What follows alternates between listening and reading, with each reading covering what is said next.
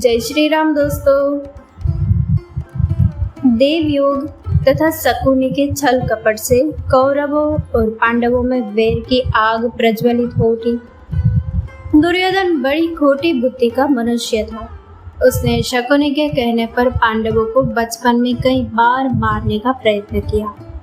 युवावस्था में आकर जब गुणों में उससे अधिक श्रेष्ठ युधिष्ठिर को युवराज बना दिया गया तो शकुनी ने लाक्ष के बने हुए घर में पांडवों को रखकर आग लगाकर उन्हें जलाने का प्रयत्न किया, किंतु विदुर की सहायता से पांचों पांडव अपनी माता के साथ उस जलते हुए घर से बाहर निकल गए। अपने उत्तम गुणों के कारण युधिष्ठिर हस्तिनापुर के प्रजाजनों में अत्यंत लोकप्रिय हो गए। उनके गुणों तथा लोकप्रियता को देखते हुए भीष्म पितामह ने धृतराष्ट्र से युधिष्ठिर के राज्याभिषेक कर देने के लिए कहा।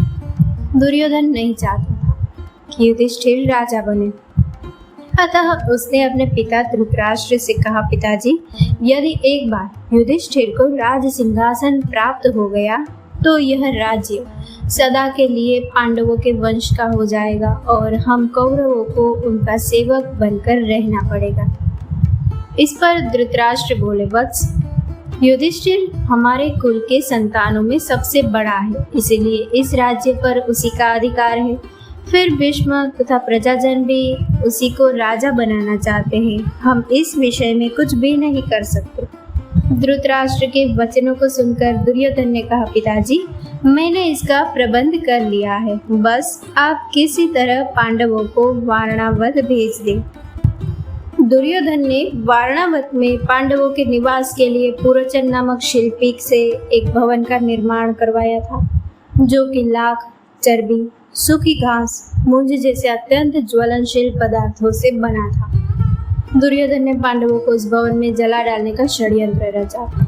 धृतराष्ट्र के कहने पर युधिष्ठिर अपनी माता तथा भाइयों के साथ वारणावत जाने के लिए निकल पड़े।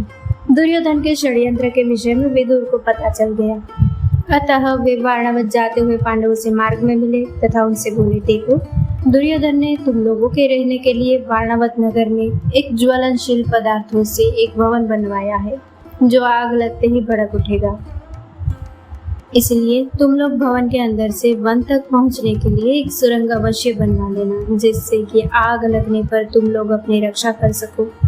मैं सुरंग बनाने वाला कारीगर चुपके से तुम लोगों के पास भेज दूंगा। तुम लोग उस लाक्षागृह में अत्यंत सावधानी के साथ रहना। वारणावत में युधिष्ठिर ने अपने चाचा विदुर के भेजे गए कारीगर की सहायता से गुप्त सुरंग बनवा लिया। पांडव नित्य आखेट के लिए वन जाने के बहाने अपने छिपने के लिए स्थान की खोज करने लगे। कुछ दिन इसी तरह बिताने के बाद एक दिन युधिष्ठिर ने भीमसेन से कहा, भीम, अब दुष्ट पुरोचन को इसी लाक्षागृह में जलाकर हमें भाग निकलना चाहिए। भीम ने उसी रात्रि पुरोचन को किसी बहाने बुलवाया और उसे उस भवन के एक कक्ष में बंदी बना दिया। उसके पश्चात भवन में आग लगा दिया और अपनी माता कुंती एवं भाइयों के साथ सुरंग के रास्ते वन में भाग निकले। लाक्षागृह के भस्म होने का समाचार जब हस्तिनापुर पहुंचा तो पांडवों को मरा समझकर वहां की प्रजा अत्यंत दुखी हुई। दुर्योधन और धृतराष्ट्र सहित सभी कौरवों ने भी शोक मनाने का दिखावा किया और अंत में उन्होंने पांडवों की अंत्येष्टि करवा दी। दोस्तों, इस कथा को लाइक, शेयर और हमारे चैनल को सब्सक्राइब करना ना भूलें। जय श्री राम।